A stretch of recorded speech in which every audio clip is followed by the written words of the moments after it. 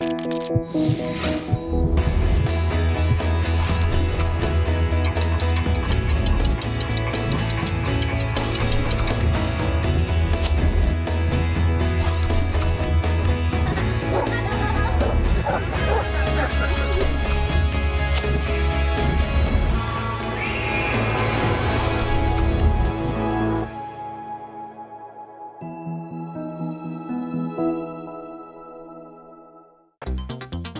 para un adulto recibir un diagnóstico médico es altamente estresante, ¿qué repercusiones tendrá para un niño crecer en medio de procedimientos médicos? Es indudable que crecer con una enfermedad crónica puede ser molesto y doloroso. Sin embargo, para algunos niños, el verdadero sufrimiento no se debe tanto a la enfermedad, sino por ver que sus padres están tristes y preocupados. ¿Qué pueden hacer el padre o la madre para ayudar a su hijo que tiene una enfermedad crónica? ¿Cómo manejar su enojo e impotencia ante la realidad? ¿Por qué hablar con el niño de sus sentimientos? Hoy, en Diálogos en Confianza, hablaremos del apoyo emocional a hijos con enfermedades crónicas. Hola, ¿qué tal? Qué gusto saludarte esta mañana aquí desde el Foro de Diálogos en Confianza. Yo soy Cristina Jauregui y el día de hoy, como ya escuchaste, vamos a hablar de cómo apoyar, cómo hablar con los niños, nuestros hijos que están diagnosticados con enfermedades crónicas. ¿Cuál es el apoyo que les tenemos que dar emocionalmente a ellos? ¿Qué les pasa cuando reciben una noticia de que tienen una enfermedad que es crónica y puede ser hasta degenerativa, que su vida va a cambiar de aquí en adelante? Y también vamos a ver qué es lo que sucede a nivel familiar, cómo el apoyo de los papás es fundamental. También hay cuidadores primarios que los están apoyando y ayudando, y de todo esto vamos a platicar aquí en Diálogos, así es que bienvenidos a todos. Y mi Sandy, buenos días. Hola, ¿Cómo Cris. estás? Muy bien, aquí ya leyendo, estaba yo ya muy atenta leyendo todos sus comentarios. Acompáñenos durante estas próximas 2 horas con sus preguntas, con sus comentarios. También es bien importante que nos comparta sus testimonios para enriquecer, como siempre, este programa.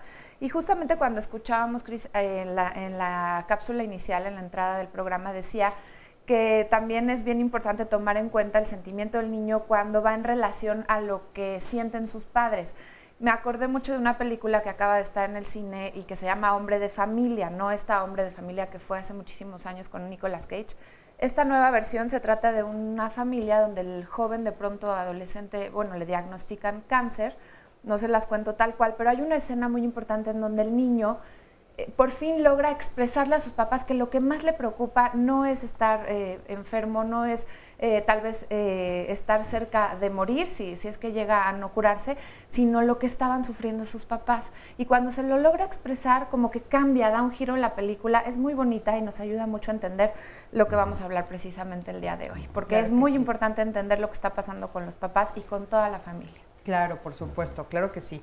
Y bueno, como muchos de ustedes saben, Sandy nos habla aparte en primera persona. Sí, así es que, con mi experiencia, con su experiencia personal. Pero bueno, nos los irá compartiendo poco a poco. Muchísimo gusto también a todo el público. Gracias por estar aquí, gracias por tomarse el tiempo de venir esta mañana y acompañarnos. Y en un momento más también estaremos platicando con algunos de ustedes. Y bueno, el día de hoy tenemos en este panel como invitados a Aurora Mortera. Ella es doctora en psicoanálisis, psicoterapeuta, psicoanalítica y tanatóloga de niños, adolescentes y adultos, especialista en cuidados paliativos. Aurora, ¿cómo estás? Muy buenos días, muchísimas gracias. Bien, un placer estar aquí. Bienvenida, gracias, Aurora. También está con nosotros Francisco Neri Martínez, él es tanatólogo. Francisco, ¿cómo estás? ¿Qué tal? ¿Cómo están? Buen día. Buen día a todos. Bienvenido, qué gusto tenerte aquí. Lisa Wang también nos acompaña. Ella es maestra en terapia familiar sistémica, coordinadora del grupo multifamiliar de enfermedades crónicas del Instituto Latinoamericano de Estudios de la Familia, AC-ILEF. Lisa, ¿cómo estás? Muy bien, Cristina. Bienvenida. Y también está con nosotros Berta Soria. Ella es pediatra, especialista en cuidados paliativos y psicología hospitalaria. Hola. ¿Cómo estás, Berta? Qué gusto tenerte por aquí. Muchas Bienvenida. Gracias. Oigan, pues bueno, quiero que me acompañen a ver la siguiente cápsula para empezar a hablar sobre este tema. Adelante. De acuerdo con la Organización Mundial de la Salud, una enfermedad crónica es aquella cuyos padecimientos se prolongan en el tiempo, causando un continuo deterioro físico, mental o simultáneo que puede llevar a la muerte a quien la padece. Dependiendo de la enfermedad y si se proporcionan los cuidados adecuados, en algunos casos se pueden lograr periodos de estabilidad en el enfermo. De acuerdo con el INEGI, entre las enfermedades crónico-degenerativas más frecuentes en México, la diabetes mellitus está en primer lugar. Le siguen las isquemias del corazón, seguidas en tercer lugar por las enfermedades hipertensivas, y en cuarto lugar están las diversas formas de alimentación hipercalóricas. ¿Y qué pasa con la población infantil mexicana? Todavía, hasta mediados del siglo XX, la infancia mexicana moría por diarreas e infecciones respiratorias. Sin embargo, poco a poco, estas fueron dejando su lugar a enfermedades crónico-degenerativas como el cáncer, las enfermedades hepáticas, del corazón, las insuficiencias renales y quizá la más conocida por todos, pero la menos atendida, sea la enfermedad de la obesidad. De hecho, este problema se considera una epidemia que pone en riesgo la salud de la población infantil, pues es la puerta de entrada para el síndrome metabólico y la diabetes tipo 2. Bueno, pues ya estamos aquí de regreso para platicar justamente, como ya les dijimos, de esto. Ya me gustaría empezar preguntándole a Berta, ¿qué es una enfermedad crónico-degenerativa? Estoy de acuerdo con la definición que ustedes prepararon y pusieron en la cápsula. En términos de tiempo, se determina que es una enfermedad que se estima que va a tener un periodo de duración mayor a los 6 meses. Ajá. Crónico degenerativo quiere decir que el proceso es progresivo y es irreversible. Y en términos generales existe el riesgo o la posibilidad de que haya una pérdida de función de un órgano vital o incluso de la vida.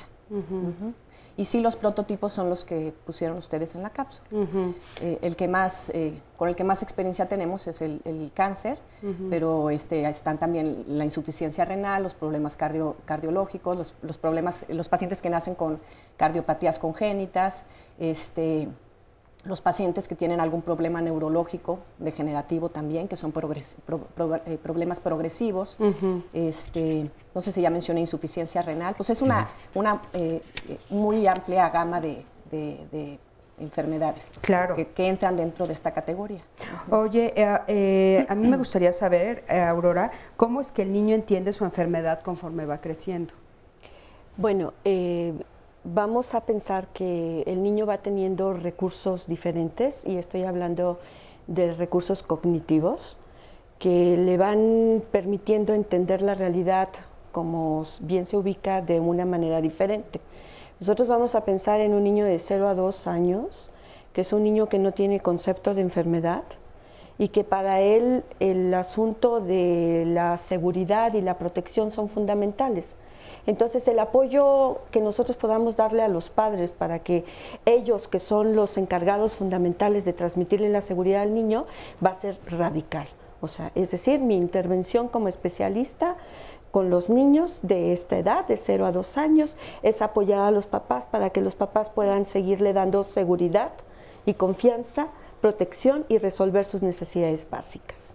Vamos a pensar después de 2 a 5 años aproximadamente que ellos van identificando malestares, síntomas, agresiones físicas, y cuando estos síntomas se vuelven parte de su cotidianidad, o sea, finalmente no son tan disruptivos como puede serlo en un niño en donde de pronto se presenta la diabetes, por ejemplo, ¿no? Y lo que pasa es que, entre paréntesis, nosotros vemos en el área del cáncer, yo he visto pequeñitos diagnosticados a las 3 semanas. A las 3 semanas de nacidos de cáncer. Entonces, cuando estamos hablando de un niño de 2 a 5 años que ha estado ya en un medio hospitalario y que está acostumbrado a los piquetes, a las canalizaciones, a la bata blanca, simplemente a la bata blanca, al extraño que viene aquí y que bata blanca significa agresión, de alguna manera tiene más recursos de adaptación. Ok, acompáñenme a ver el siguiente testimonio de Sebastián y seguimos platicando del tema. Ok. Mi hijo tiene 12 años, acaba de entrar a la secundaria. Yo me llamo Sebastián Tenoch Silva Díaz, Tengo 12 años y tengo diabetes mellitus tipo 1. A él en este caso no hubo tanto que explicarle qué es la diabetes, él ya vivía con la diabetes. Él cuando va creciendo se va dando cuenta que los demás niños no se checan, no se inyectan insulina, todo eso. Entonces cuando él pregunta, ¿y yo por qué sí? Entonces cuando le explicamos que bueno, la diabetes, él no sabemos por qué nació con diabetes, es ese tipo de diabetes, y que va a depender de estarse checando y estarse inyectando su insulina, y que para él es normal y común, ¿no? Tanto en cuestión de checarse y de inyectarse insulina como de su alimentación. Nosotros ya venimos de un antecedente de un niño. Nosotros tuvimos un niño anterior a él que nació con síndrome de Down y falleció. Entonces al fallecer él, después nace Sebastián, y venir del trabajo con Omar, se llama Omar, y al fallecer, y después a los 10 meses nos dicen que él tiene diabetes. Él estuvo a punto de morir, estuvo a punto de darle un coma diabético porque no sabíamos que tenía diabetes. Él empezó con una infección en la garganta y deshidratado. Bueno, afortunadamente no pasó a mayores, pero nos dicen que tiene diabetes. Entonces es un golpe muy fuerte para nosotros en la familia. Vivo checándome cada vez que voy a comer y si me siento mal de la glucosa. Ahí es cuando me checo. Cada vez que me inyecto es cuando como, desayuno y ceno, o cuando se me sube el azúcar. Para él es muy natural, entonces para los demás niños sí se sorprenden ver que se inyecta, hasta para adultos, ¿no? Ver que saca una jeringa, la prepara y se la inyecta o se checa, todo le pregunta, ¿no? Entonces él normalmente con la gente que conozca o no conozca, les explica perfectamente qué es, cómo le hace, por qué le hace y todo el asunto. En un futuro quiero ser una persona exitosa, normal, que pueda hacer deporte. Sí, muchísimas gracias por esta cápsula. Y Lisa, a mí me gustaría que nos explicaras un poquito cuál es el proceso que viven los papás cuando se les anuncia que tienen un hijo con una enfermedad como la que acabamos de ver de Sebastián. Pues mira, son todos los procesos de duelo, Cristina. De entrada, muchas veces la no aceptación del diagnóstico, esta búsqueda que lleva a una búsqueda de otros especialistas, de otras posibilidades, incluso de medicinas alternativas que a veces funcionan, a veces no funcionan. Y después, cuando nosotros recibimos a las familias, trabajamos en varios niveles las pérdidas. Primero hay una pérdida importante del padre, de la expectativa de tener hijos sanos, y al mismo tiempo muchas veces acompañada de la culpa, porque estos padres engendraron hijos que vienen con algún defecto congénito o algún defecto genético. Entonces hay que trabajar en varios niveles las pérdidas. Una es que no es culpa del padre que el chico esté enfermo, y la otra es la expectativa de tener un chico sano y para poder después apegarse al tratamiento. Si no aceptan el diagnóstico es muy difícil apegarse al tratamiento. ¿Y es como muy común que la primera reacción sea de culpa? Sí, sí, es mi culpa. Mira, teníamos un caso, por ejemplo, una cosa súper rara genética, y la condición, aparece uno en cada 100,000 personas. Además es una cosa metabólica muy complicada que requería una dieta especial y un cóctel de medicamentos como de 20,000 pesos mensuales. Y la condición para tener un chiquito así es que los dos padres tuvieran el gen. Entonces la madre me decía, de toda la gente con la que he hablado, ¿por qué me fui a casar con este señor? Y claro, la cosa se había deteriorado mucho en la relación de pareja, que es también una cosa que tenemos que atender. Ahorita tocamos lo de la relación de pareja. A mí me gustaría, Francisco, saber, cuando se les da el diagnóstico a los papás, y el diagnóstico puede ser la muerte, ¿cómo hay que hablar con los hijos sobre eso? ¿Si hay que decirles o no hay que decirles? Yo creo que a los hijos hay que decirles la verdad para que ellos entiendan qué es lo que están viviendo, y no para que se apuren a hacer o se apuren a vivir, sino que disfruten lo que tienen. Realmente todos tenemos un punto de llegada, pero el de partida jamás lo sabemos, ¿no? Todos somos terminales hasta cierto punto. Que el niño tenga una enfermedad en la que haya un riesgo, yo sí creo que es muy bueno el que él lo sepa, para que aproveche, agradezca, crezca y comunique a sus papás el amor que les tiene, para que les quite mucho esta culpa. ¿Y cómo? ¿Cómo pues, decírselo?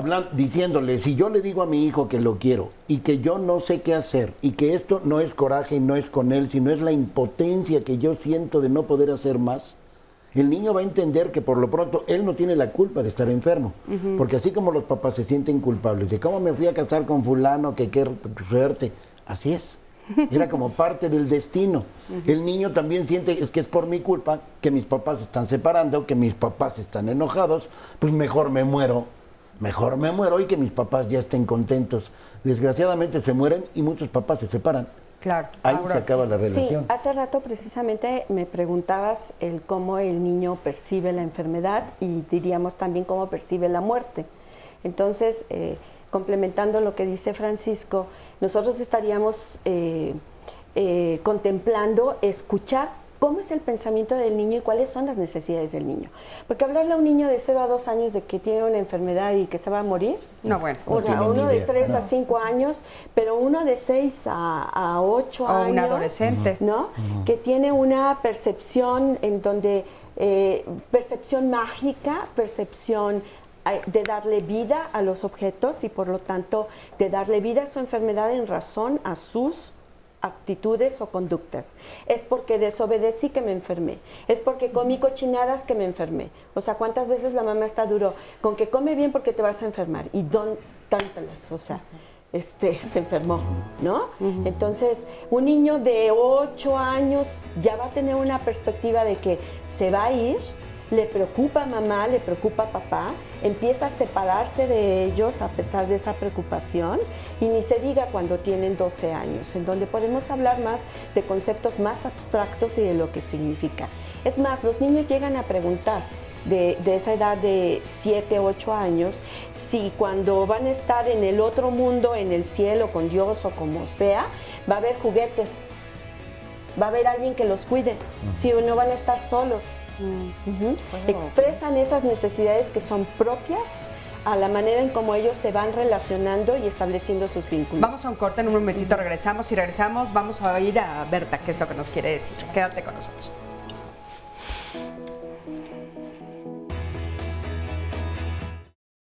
Tengo 33 años, me casé hace 12, tengo 3 hijos y actualmente trabajo en el gobierno de la Ciudad de México. Tengo 2 varones y una niña, el más grande tiene 15 años, es niño, la que le sigue tiene 11, es niña, y el más pequeñito tiene 3, es niño. La de en medio tiene 11, es niña. Mi hija a los 9 años le detectaron leucemia. Esto para la familia pues fue muy difícil, puesto que no sabíamos qué era esto. Yo recuerdo que fue un viernes, estaba yo trabajando y mi esposa me habló un poco asustada y me dijo que me fuera rápido para la casa, que tenía una noticia que darme. Esto fue aproximadamente hace 4 meses. Nosotros hemos estado investigando qué es la leucemia, pero pues los doctores nos han dicho que esto ya no tiene marcha atrás. Nosotros hemos visto si pues por parte de ella o por parte mía en la familia hay algún caso, pero pues no hemos encontrado nada. Lo más difícil ha sido explicarle a una niña de 11 años que tiene una enfermedad que pues ni nosotros mismos sabemos qué es. Mi hija se siente cansada, se siente débil constantemente y pues realmente no sabemos si decirle la verdad, decirle que pues qué es lo que realmente va a pasar con ella. Su hermano el mayor, él ya se da cuenta, él pregunta que qué pasa con su hermana, por qué ya no es alegre como antes, por qué ya no juega como antes, por qué ya no tiene esa sonrisa de antes. Ahora mi esposa ya está a punto de dejar el trabajo, pues tiene que dedicarle más tiempo a la niña, dedicarse más a su enfermedad. Y pues uno como proveedor de la casa pues tiene que ahora trabajar más, trabajar el doble para llevar el sustento y sobre todo para llevar la enfermedad de ella, de la niña. Yo no sé si sea bueno decírselo ahora a mi hija, porque pues aún creo yo está pequeña. Lo que sí sé es que voy a hacer todo lo posible por sacarla adelante. Muchísimas gracias, gracias por este testimonio. Y bueno, nos quedamos con Berta, que tenía muchas ganas de hacer un comentario. Adelante, por favor.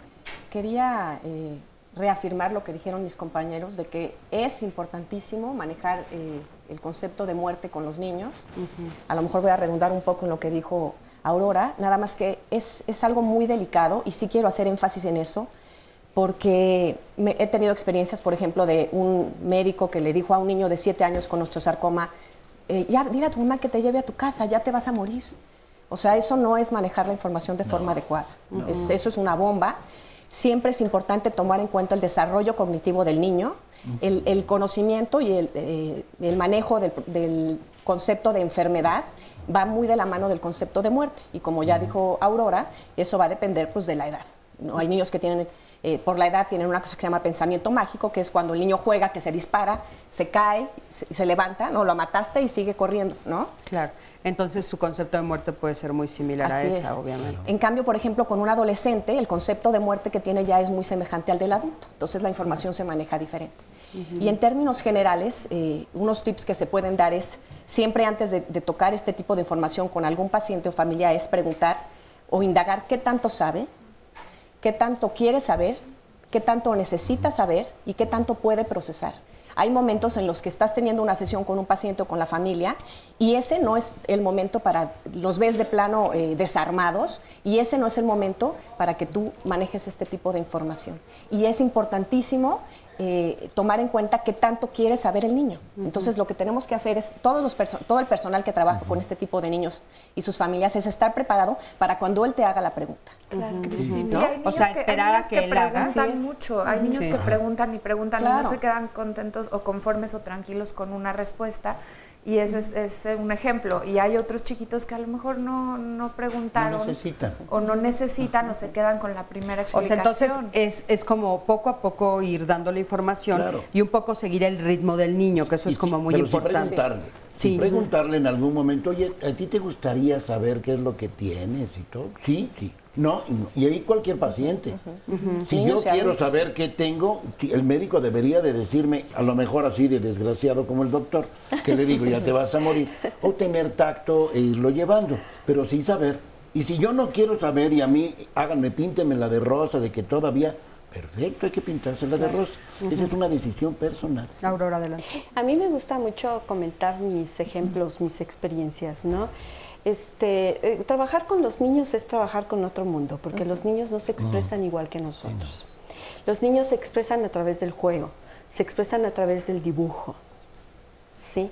Entonces uno descubre su mundo, esos temores con respecto a la muerte, con respecto a morir, justamente en eso, en sus dibujos, en su forma de expresión. Y hay un caso que yo recuerdo mucho, muy cercano, de una niña con leucemia, una niña que tenía síndrome de Down, 12 años, y recuerdo, ahora sí hablando de fechas, a esta niña la atendí, le di apoyo emocional, más o menos en la época en la que hubo el aislamiento por lo de la influenza que hubo, ¿no? Entonces, no la pude, por las limitaciones, no la pude seguir atendiendo de la misma manera en el hospital y la invité a comer a mi casa, porque esto de ir a un restaurante o lo que fuera, estaba limitado. Entonces, estaba yo sentada con su mamá y su mamá me dice, Aurora, ¿tú crees que ella sabe? Y le digo, a ver, ponte a pensar lo que ella te ha platicado últimamente, ponte a pensar lo que ella te ha expresado, cómo ha jugado, a qué ha jugado. Y me dice, tienes razón. El otro día me dictó un poema. Y el poema se trataba acerca de cuando las mariposas se van y dicen adiós. Y digo, sí, ahí está precisamente empezar a elaborar su posibilidad de muerte. ¿Qué edad tenía? 12 años, síndrome de Down. Cristina. Cuando yo asisto, nada más otra anécdota de ella misma, cuando yo la voy a visitar al hospital después de todo este periodo, entro a su cuarto, me siento frente a ella y le digo, hola Betsy, ¿qué te preocupa? Y Betsy me dice, que me voy a ir y no voy a estar con ustedes. Claro, ellos lo saben. Sí, adelante. Sí, en términos, digamos, con el niño es relativamente fácil. Ellos hablarán del niño porque el niño te va guiando. las complicaciones muchas veces son con la familia. Exacto. Que la familia tiene muchas dificultades para enfrentar estas pérdidas, porque además algunas de ellas son muy ambiguas. Hay pérdidas que no se terminan de ver. En la enfermedad crónica es muy común, nosotros hablamos mucho de la pérdida ambigua. El niño, ¿qué quiere decir la pérdida ambigua? La pérdida ambigua es muy fácil de ver en un adulto mayor.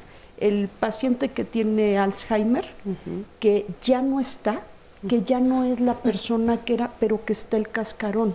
Entonces el familiar no sabe cómo aproximarse, porque cuando quiere hablar con la persona no hay respuesta de la persona que conoció. O sea, lo que está esperando no lo recibe. No, porque esta persona se ha deteriorado tanto que no tiene ni capacidad, ni la capacidad cognitiva que tenía, ni la afectiva. Entonces no encuentra a esa persona. Claro, y de repente hay papás que se enfrentan a eso con sus hijos. Hay padres que se enfrentan. La primera pérdida ambigua es la de la salud. Esperaban tener un hijo sano, todos esperamos tener un hijo sano. Entonces tienes por decirlo así, un recipiente que no está con el contenido que tú esperabas. Oye, ese tipo de familias, ¿cómo ellos pueden tratar de vivir una vida que no esté solamente enfocada en lo que es la enfermedad y tratar de vivir no con estas ideas catastróficas todo el tiempo, todos los días? Porque seguramente debe de ser algo que continuamente están pensando. Lo que trabajamos los terapeutas de familia es que vean los recursos. Nosotros siempre trabajamos con los recursos de la familia. Entonces, sí hay una parte de la enfermedad que absorbe mucho tiempo, mucho dinero, mucho esfuerzo, pero también tratamos de ampliar la mirada, por ejemplo, hacia los otros hijos. Esa es una pérdida bien ambigua. Los otros hijos, los hermanos, se quedan sin hermano y sin padres. Sí, claro. Muchas veces dicen, quiero estar enfermo yo también, ¿verdad? Exactamente. Sí, dicen, yo he sabido de niños a los que llevan al hospital y como están en un hospital, les compran una computadora para que ahí se estén entretenidos. Y los niños que se quedan en la casa no tienen. Entonces los niños dicen, es que yo también quiero tener cáncer. O viajes especiales. Sí. Nosotros entonces, teníamos aquí por un lado, yo quisiera ver lo que decía en la cápsula. En la cápsula. Cuando decía que la mujer iba a dejar, y mi esposa va a dejar de trabajar para dedicarse a la enfermedad. No, es a la hija. Sea la enfermedad que sea, son los hijos. No tenemos que ver a la persona como enfermo, como la enfermedad. A ver, es un padecimiento. ¿Y qué opinan ustedes de que la mamá tome una decisión de ese tamaño? Es la pérdida de la identidad, ¿no? Yo coincido contigo. A ver, ¿por qué no dice la mamá? Digo, es leucemia. Son periodos en donde va a estar en el hospital y no va a estar en el hospital. Que en el no estar en el hospital está autorizado, según, las condiciones físicas que tiene por los efectos secundarios de la quimio, está autorizado para ir a la escuela. Sí. Entonces, no están diciendo, la mamá va a dejar de ir a trabajar para llevar a la hija a la escuela, a veces al hospital, etcétera. Yo escucho en este caso que hay un concepto del cáncer como imposibilitador y aislador. De hecho, la niña tiene 11 años, ¿sí? ¿Sí? ¿Sí es real? ¿Cómo tiene 11 años y no le han explicado qué enfermedad tiene? No, a lo que me refiero es, tiene 9 años la niña, pero a lo que me refiero es, el cáncer sí es... No. Yo tengo ahorita, por ejemplo, un paciente que tiene 12 años, que lleva en su tratamiento de leucemia 3 meses, 4 meses, está en la consolidación del tratamiento que le llaman los médicos y él ya puede regresar a la escuela. Y estamos trabajando precisamente con la familia y con él para que pueda regresar a la escuela. Pero claro, hay mucho miedo de que se vaya a complicar y como les digo, las plaquetas les van a bajar en la escuela, en la casa, en donde sea. Claro, donde sea. Pero ahorita nos explican cómo trabajar con ese miedo, pero a ver, Berta, tú querías hacer un comentario. Sí. Dime. Tal vez como médico yo tengo otra perspectiva, pero en efecto, específicamente si hablamos de cáncer, ya vimos que hay una gran variedad de enfermedades, pero si hablamos de cáncer, durante el periodo donde están recibiendo las quimioterapias, constantes hospitalizaciones, intervenciones quirúrgicas, laboratorios, etcétera, pues sí la dinámica familiar y la dinámica personal cambia. Eso es esperado. Sí. Entonces, aunque la función de los cuidados paliativos es tratar de que el niño y su familia traten de llevar una vida lo más parecido a lo normal, pero durante el tiempo que dura, por ejemplo, una leucemia, que es 2 años, 2 años y medio, pues obviamente esa dinámica cambia. Y si llega a ser a veces, o sea, a demandar tanto la atención de la mamá o del papá que alguno de los dos tenga que salirse. Y, por ejemplo, cuando ustedes ven esa dinámica, ¿hay alguna diferencia entre los papás y, bueno, por supuesto, el niño que está sufriendo alguna de estas enfermedades? Cuando alguno de los papás deja de trabajar y se dedica al 100%, que otros papás que no lo hicieran. ¿Ustedes ven una diferencia como médicos? Pues hay más apego al tratamiento, por ejemplo. Más apego al tratamiento. Se detectan de forma oportuna las complicaciones. Por ejemplo, si tuvo fiebre y le bajaron las defensas por el ciclo de la quimioterapia que se encuentra, acuden más rápido al... O sea, yo como médico no lo veo... Ahora, ¿qué tan importantes son las redes de apoyo? Porque eso es importante. ¿qué pasa si una mamá no puede dejar de trabajar porque entonces no tiene cómo dar de comer? Entonces, en nuestro medio se involucra mucho la familia. A veces ves a los abuelos, a los tíos, bueno, a veces hasta vecinos, comadres. La verdad es que la cultura latina eso tiene muy bonito. Nos solidarizamos mucho con el paciente. Ok, el punto es que no esté solo. Les quería compartir precisamente del tema de leucemia. En el Facebook nos dice Marisa: mi hijo tuvo leucemia cuando tenía 3 años, 8 meses y no fue tan difícil porque en realidad no sabía la dimensión de su enfermedad. Cuando jugaba con sus amigos iba con ellos conmigo y me decía: mami, ¿de verdad que tengo cáncer? Y yo le decía que tenía unos animalitos en su sangre y que por eso tenían que ponerle quimio. Y después dice: no digo que no fue difícil, para mí fue espantoso y para la familia, pero gracias a Dios él ya tiene 5 años en vigilancia. ¿No? Como cada quien lo va viviendo distinto. Y lo que decías del pensamiento mágico, a algunos niveles se les pueden dar este tipo de explicaciones. Y los animalitos. Sí, yo quisiera agregar toda esta parte de las redes, porque los diagnósticos son a veces muy variados. Entonces, una de las cosas que nosotros trabajamos es la red de apoyo. Tenemos un modelo que contempla la parte individual, lo biológico, o sea, la enfermedad, lo intrapsíquico, que son los recursos del paciente, y luego tenemos otros 2 ejes en los que trabajamos: la familia y los amigos y la institución, porque todos esos son recursos para la familia. El paciente institucionalizado se acomoda en la institución de tal manera que siempre sabe a dónde acudir, con quién acudir. Y en la parte de apoyo de familia y amigos están los abuelos. Los abuelos hoy en día somos un recurso muy importante, sobre todo los abuelos jóvenes, porque estos padres, muchos de ellos, ni siquiera pueden pensar en dejar de trabajar, sobre todo si tienen un hijo enfermo, porque eso les consume recursos, aunque el enfermo esté institucionalizado. Entonces se activa una red de apoyo que, como decían, pueden ser los abuelos o pueden ser los tíos. Lo que pasa es que aquí hay que cuidar también al cuidador. Muchos de estos abuelos están cuidando a los nietos de por sí, enfermos o no enfermos, y están cuidando a sus padres viejos, ¿no? A sus padres que están en un proceso de envejecimiento. Entonces, cuando a los abuelos les toca cuidar, les toca mucha carga, porque les toca hacer de comer, llevar niños a la escuela, llevar al chiquito enfermo al hospital y llevar a la abuelita que se le disparó la glucosa y se puso, así les toca. Y además, esto es muy importante, a las mujeres. Hay una carga importante de cuidados en las mujeres. Los hombres tienden a dar recursos económicos y las mujeres tienden a dar cuidados domésticos y en la enfermedad.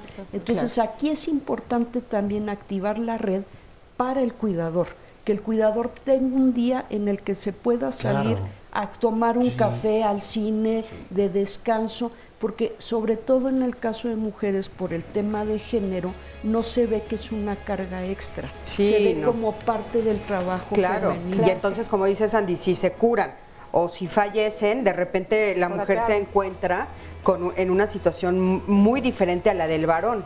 Su identidad es la de cuidadora. Claro. Nos dice Mari Ruiz que le hubiera encantado estar aquí dando su testimonio en persona, que sería muy extenso, pero dice: lo único que puedo decir es que estas situaciones nos han unido y fortalecido como familia. Y sí es cierto, ahí, como decías, hasta la comadre a veces, o amigas que de pronto se vuelven parte de la familia para ayudarte y apoyarte en este tipo de momentos. Ya nos vamos a una pausa, seguimos aquí esperando Cris, leyendo todos sus comentarios, también a través de Twitter. Muchísimas gracias por todos los tweets que nos están mandando. Regresamos. Regresamos en un momentito, quédense con nosotros.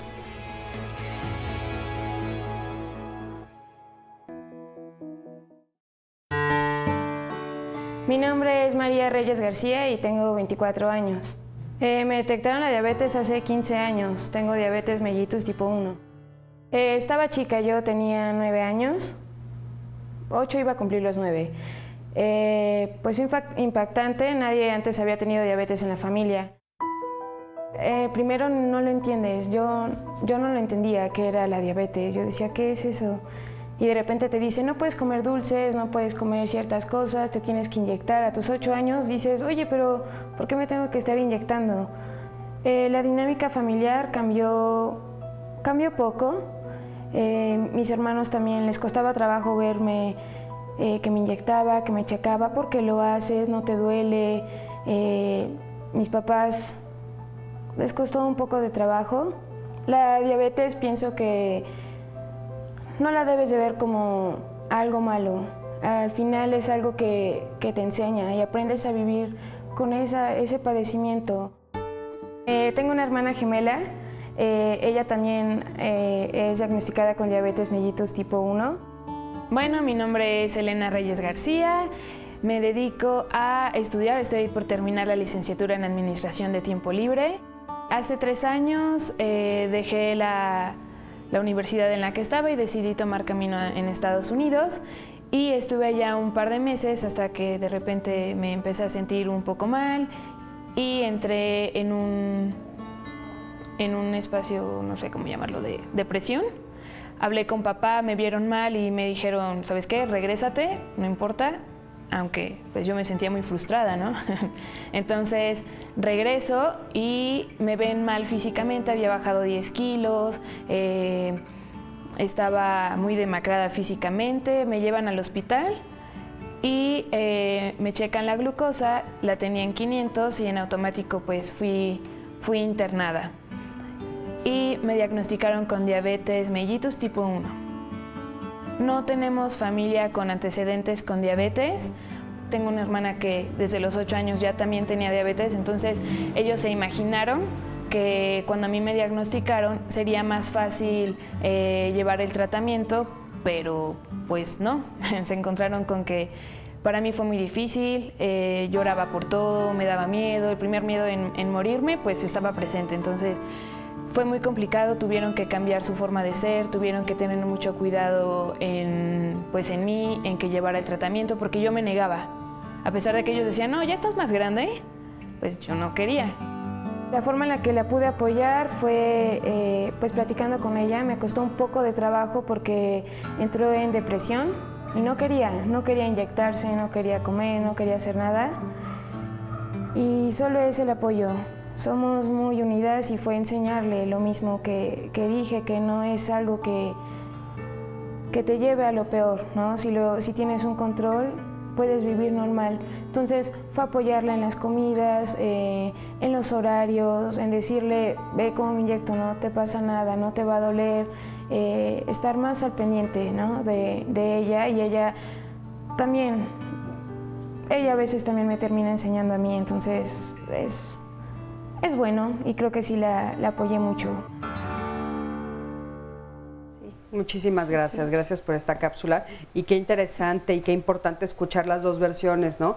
Una que es diagnosticada a los 8 años y entonces cómo va creciendo con la enfermedad y estas concepciones que tenemos como papás de que, bueno, como eres más grande ya lo vas a aceptar más rápido o va a ser más fácil y ella nos acaba de decir, la hermana gemela, que para nada, ¿no? Que ella cayó en una depresión, le dio muchísimo miedo, le daba miedo inyectarse, en fin, fue más difícil, inclusive comenta, cambió toda la familia, cambió la dinámica de la familia, ¿no?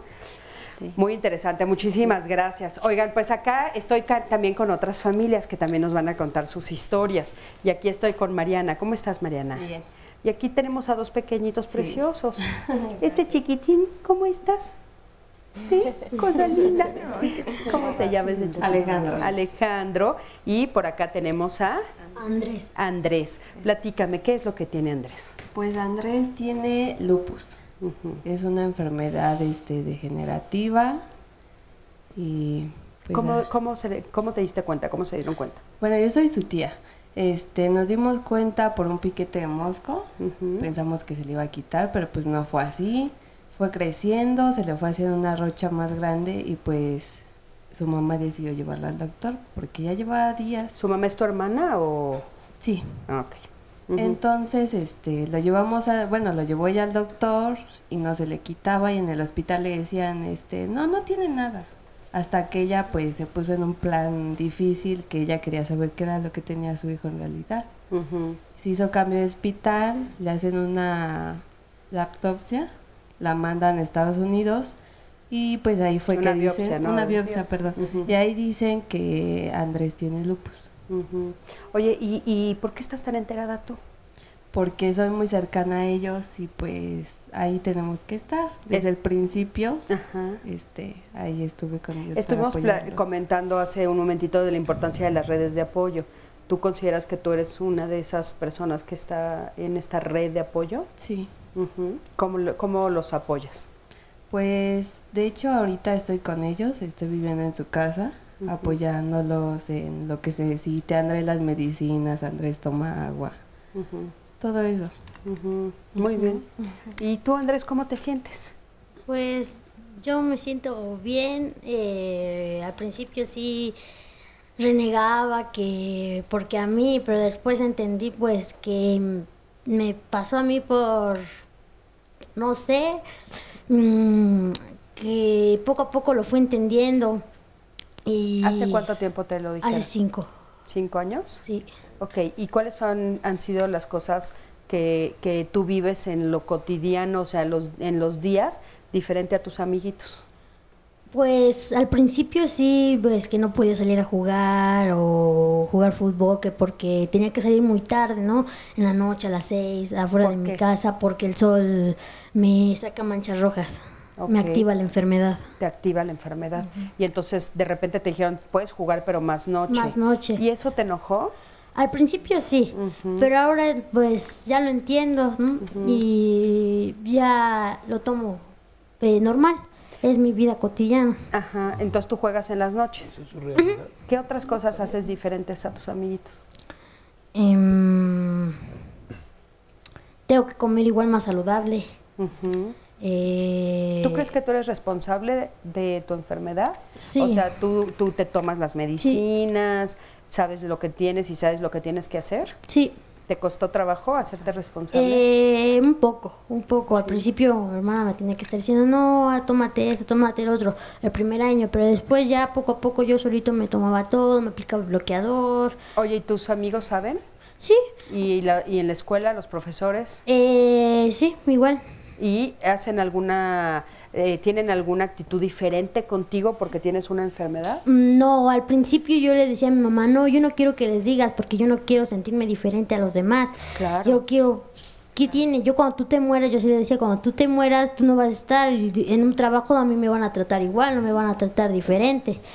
Y pues al principio sí como que mis amigos como que me cuidaban, después yo me molestaba un poco porque no me gustaba que me trataran diferente y después ya así normal, me trataban todo normal, solo que yo me cuidaba. Ah, muy bien. Sí. Muchísimas gracias. Sí. Eres un valiente, Andrés. Gracias por estar aquí y gracias por platicarnos lo de tu enfermedad. Adiós. Nano precioso. Bueno, muy bien. Y por acá tenemos también a, ¿cuál es tu nombre? Rebeca y Dana. A ver, cuéntenos un poquito por acá. Bueno, ¿cuál es la historia? Dana tiene artritis reumatoide idiopática juvenil. Hace 12 años, hace 12 años,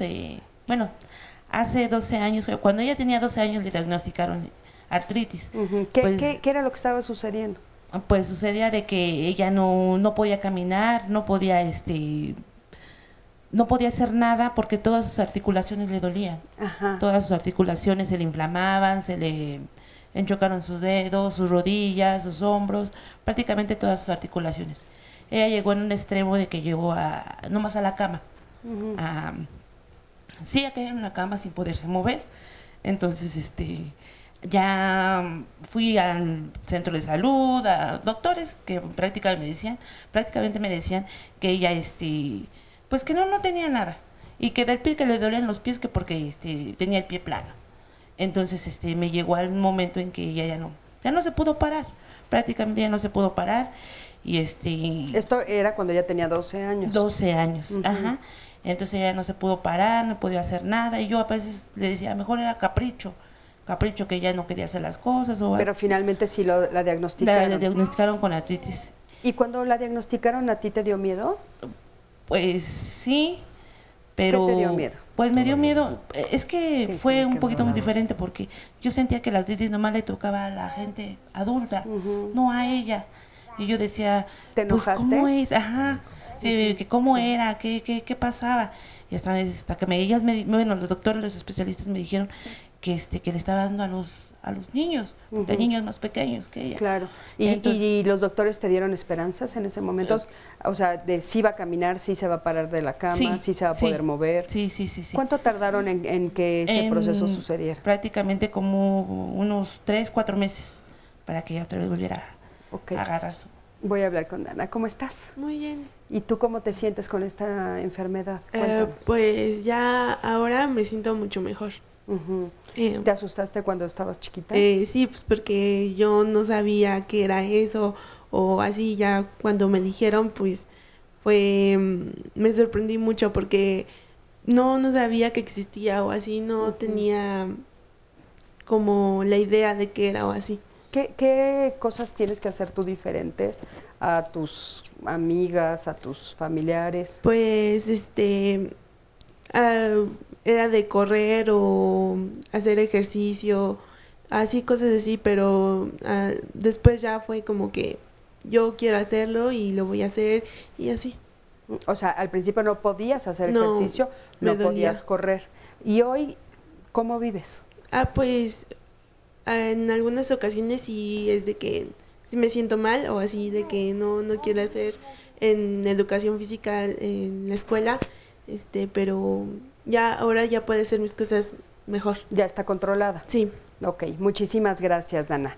Bueno, adelante, Sandy, sí, claro. Mira, nos comentan en Facebook Live, Sinue Martínez, el amor de padre, madre y hermanos son impactantes en la vida de esos pequeños que se les presentan o nacen con alguna enfermedad crónica y crónica degenerativa. Conocer de la enfermedad y dejar que vivan sus etapas de desarrollo con cierto grado de normalidad, según sea el caso, se los agradecerán en toda su vida. Es justamente lo que escuchábamos de ambos testimonios y algo que se me hace muy importante de rescatar de lo que acabamos de escuchar, que nos ayuden. Las personas siempre estamos como más, escuchando más constantemente que los adultos mayores son los que enferman. Los adultos se enferman, entonces lo vemos como tal vez, no me gusta usar la palabra normal, pero más cotidianamente. Y cuando toca a un niño, pues salta de lo que habíamos esperado, de lo que más frecuentemente vemos, y creo que este es un primer duelo, un primer paso al que nos enfrentamos, ¿no? Porque como un niño, lo decía muy claramente esta familia, como un niño o una niña se enferman, y por qué esta enfermedad le da a un niño si solamente era una enfermedad de adultos. Claro, sí, es cierto lo que dices. El primer duelo es justamente el aceptar que no se está llevando a cabo la regla con la que crecemos, que es que nacemos, nos desarrollamos, ¿sí? Crecemos, nos desarrollamos y morimos. Entonces un niño como que si es un pequeño capullito y su destino es jugar, expresar, ser libre, de pronto lo encontramos atado a una enfermedad. Pero a mí me gustaría, si es posible, preguntarle a Andrés qué es el lupus, cómo lo percibe él, cómo lo explica él. Pues a mí me explicaron que tenía anticuerpos y que si me hacía una cortada o me pasaba algo, que en vez de ayudarme me perjudicaban porque iban de más y me perjudicaban. Y pues eso me explicaron realmente. Ok, muchas gracias, Andrés. Yo quisiera retomar lo de Lisa, la enfermedad, porque cada vez vamos a ver más chicos con enfermedades y con enfermedades crónicas por una razón. Tenemos un avance tecnológico que hace que los chicos que nacen enfermos sobrevivan, a diferencia de lo que ocurría hace incluso 50 años. Estamos mucho más sujetos a enfermedades de muy larga trayectoria. Claro, por los avances, ¿verdad? Sí, de medicina. que también van a permitir que vivan bien. Hay dos condiciones, Cristina. Antes había gente que nacía enferma y sobrevivía. Es lo que llaman la capacidad del más apto. Entonces, lo que pensamos es que estos que sobrevivían aún enfermos tienen más, es una posibilidad, una capacidad que se jala a lo largo de la vida. Entonces, son personas que van a ser muy longevas, que tienden a ser muy longevas porque tienen más capacidad de sobrevivencia. Entonces, se juntan dos condiciones. Una, esta capacidad de los que son, digamos, más fuertes, por decirlo de una forma, junto con los avances tecnológicos. Lo que hablábamos, por ejemplo, del cáncer hace rato. El cáncer ya no es una condición mortal. Yo les digo siempre a mis alumnos, a ver, a los que les doy clase de salud, ¿qué prefieren, cáncer o VIH? Y todos me dicen, no, pues cáncer, pues yo prefiero VIH, ¿no? Por ejemplo, perdón, diabetes o VIH es lo que les pongo. Yo prefiero VIH porque es una condición con la que puedes vivir mejor más años. Es muy, ya cuando aparece la enfermedad la cosa se complica, pero tú puedes vivir con el VIH muchos años. Pero oye, ojalá se pueda escoger, pero no es el caso. No se puede escoger, pero bueno, por ejemplo, ahorita el tema del cáncer y las leucemias que son muy recurrentes con los chicos. Hay chicos que pueden sobrevivir la leucemia, llegan a la edad adulta, o por ejemplo Andrés, que tiene lupus y que probablemente va a vivir hasta bien viejito si se sigue cuidando. Eso te han dicho, ¿no, Andrés? Sí. Que vas a vivir muchos años si te cuidas. Claro. Entonces, aquí hay mucho trabajo que hacer con la familia de psicoeducación en dos sentidos. Una, que entiendan qué es la enfermedad, cómo funciona la enfermedad y cómo funciona el tratamiento, porque eso es lo que hace que hagamos apego. De repente la gente dice, hoy me siento bien, hoy no me tomo el tratamiento. No, la cosa no va así. Y justamente hablando de esto, a mí me llama la atención porque entonces también la forma como yo me acerco como papá tiene que ser diferente. Y una de las cosas que se pierden son como los proyectos de vida. Así es. Entonces, ahorita regresando, a mí me gustaría que ustedes nos dijeran cómo ayudarles a nuestros hijos, a nuestras hijas, para que siga el proyecto de vida, porque parecería que ponen su vida como en pausa. Y con lo que tú estás diciendo, bueno, pues ya las enfermedades no son todas mortales, entonces a veces no es poner mi vida en pausa, es ponerla de otra manera. Vamos a un corte, en un momentito regresamos.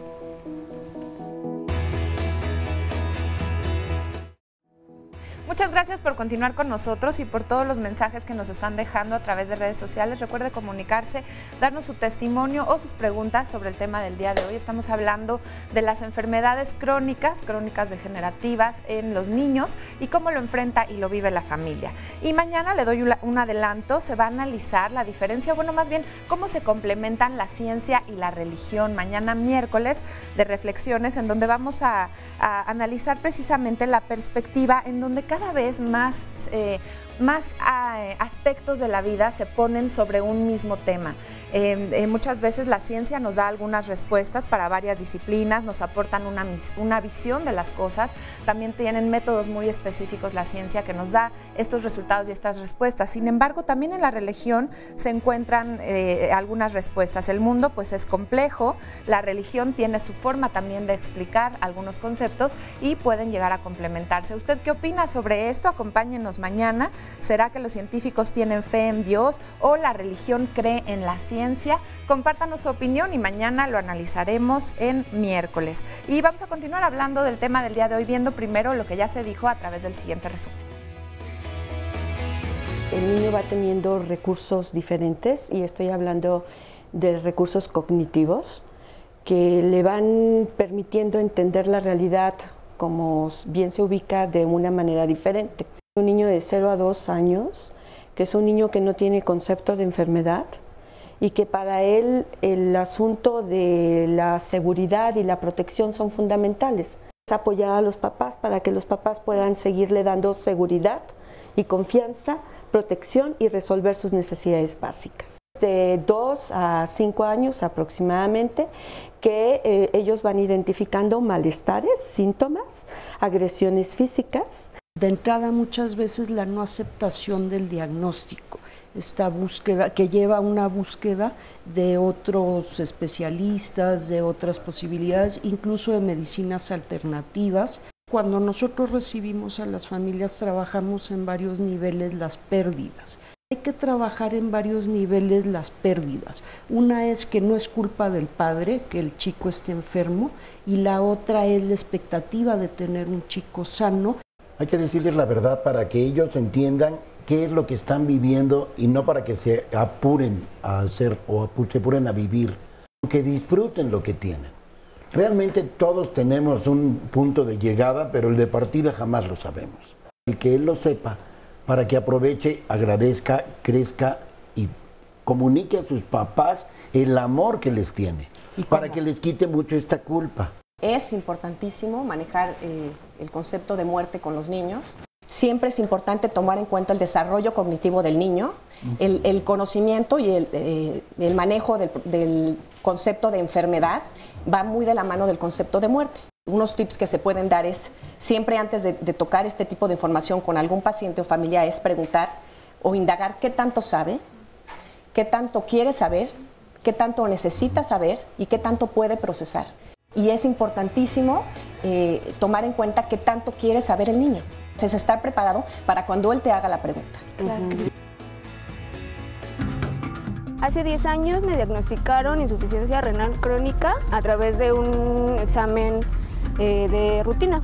Yo tuve que ir a hacerme este examen debido a un problema que tenía en la piel. Ya cuando me entregan los resultados, el doctor pues me dice, ¿sabes qué? Olvida por un momento tu problema en la piel, porque ahorita lo más importante es que te tienes que tratar los riñones porque ya no te están funcionando. O sea, él en ese momento me habla de un trasplante. Tuve que dejar la escuela porque pues ya prácticamente la enfermedad no me dejaba hacer nada. Los síntomas comenzaron a aparecer, no podía dormir, no podía comer, comencé a bajar de peso, me sentía muy débil, muy cansada. No sabía qué iba a pasar, tenía miedo a que todo lo que me fueran a hacer me doliera. Y más que nada porque el tema de los trasplantes, sí sabía que existía todo eso, pero vivía en el, bueno, a mí nunca me va a pasar, ¿no? Yo en ese entonces sentía que no me entendían. Como ellos no estaban pasando por el mismo dolor que yo estaba pasando, pues ellos qué iban a saber, ¿no? A veces en cierta manera siento que eso afectó en mi familia. Yo a veces les contestaba mal o no quería hablar con ellos. Yo al ver cómo pues mi familia tuvo que cambiar todos sus hábitos, sí hubo una parte de mí que se sentía un poco mal, porque pues también yo no quería afectarlos, o sea, yo quería que pues ellos siguieran como que sus vidas normales. Quien me donó el riñón fue mi papá hace mucho tiempo y ahora estoy tomando medicamentos de por vida. Hoy yo me siento una mujer muy feliz, realizada gracias a este trasplante. Llevo una vida normal. Bueno, pues muchísimas gracias por este testimonio y como ustedes han visto, bueno, pues ha estado muy, muy interesante nuestro programa del día de hoy.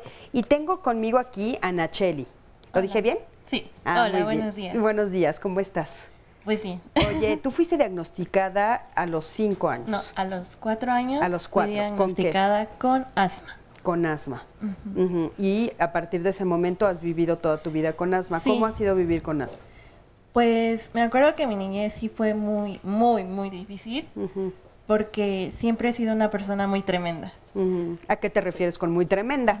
A que quiero estar en movimiento. Ah, entonces muy activa. Sí, entonces de niña pues siempre fui muy traviesa y quería correr o el típico pues mojarte, estar bajo la lluvia, pero pues eso no lo puedes hacer porque si no era de que luego una gripita y al hospital. Y el hospital era seguro de estar un mes internado, mínimo. Entonces, pues sí. ¿Y qué sucedía cuando llegabas al hospital? Me sentía muy sola a veces porque mamá tenía que cuidar a mi hermanito, un bebé en casa. Entonces tenía que, pues, estar sola y aguantar estar sola. ¿Ustedes tú no tuviste con tu mamá una red de apoyo de la que estuvieron hablando los invitados del día de hoy? O pues sea, yo digo los abuelos, tu papá. Pues lamentablemente, sí, mi papá, pero creo que la familia, pues sí, vivimos muy lejos de ellos. Entonces sí, yo le agradezco mucho a mi mamá porque siempre estuvo conmigo. O sea, de repente había periodos en los que ella se tenía que ir y te quedas tú solita en el hospital. Ya a veces me ponía muy mal. He estado a punto de morirme 3 veces por el asma. He estado en choque. Y la última vez sí me espanto más porque tuve ya el ventilador artificial. Y fue el año pasado. Ok. Nayeli, oye, ¿y cómo has ido enfrentando? O sea, evidentemente te veo ahorita que si te pega, que si te dan ganas de llorar. ¿Tienes miedo? Sí. Es lo que le digo a mi mamá, que creo que yo podría aguantar cualquier cosa, pero no morirme del asma. No me gustaría morirme de una crisis asmática. Porque se siente muy feo no poder respirar. Creo que la clave de todo es la respiración y pues sí limitarte a no poder respirar. Algunas actividades que tienes que llevar, pues no poderlas hacer. Pero que a pesar de todo, pues sí se puede. ¿Tú a qué te dedicas? Soy emprendedora. Ok. ¿Y estás emprendiendo una empresa ahorita o qué estás haciendo? Sí, llevamos un grupo cultural. Y también nos dedicamos a llevar actividades culturales a niños enfermos. Ah, ok.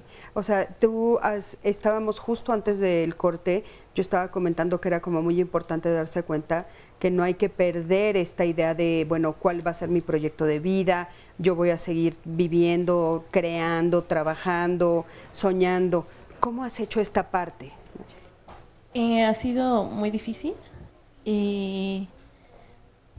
pero creo que la clave de todo es atreverse y la disciplina. Si tú tienes disciplina en cuidarte, en medicarte, en cuidar tu alimentación como asmático, tienes que cuidar mucho tu alimentación, puedes salir adelante. Digo, sí hay veces que sí duele, sí te bajonea, pero creo que siempre tienes que estar constante en tus sueños. Claro. Tener en enfoque lo que quieres en tu vida y luchar por tus sueños. Muchísimas gracias, Nayeli. Me gustaría preguntarle, sí, por favor. A ver, Berta, empezando por ti. Vamos uno por uno. Sí. Adelante. A ver. Felicidades porque lo estás llevando muy bien. Da mucho gusto ver que superen, ¿no?, este tipo de procesos que son tan desgastantes física y emocionalmente. La verdad eres una campeona y a nosotros como médicos nos encanta trabajar con ustedes.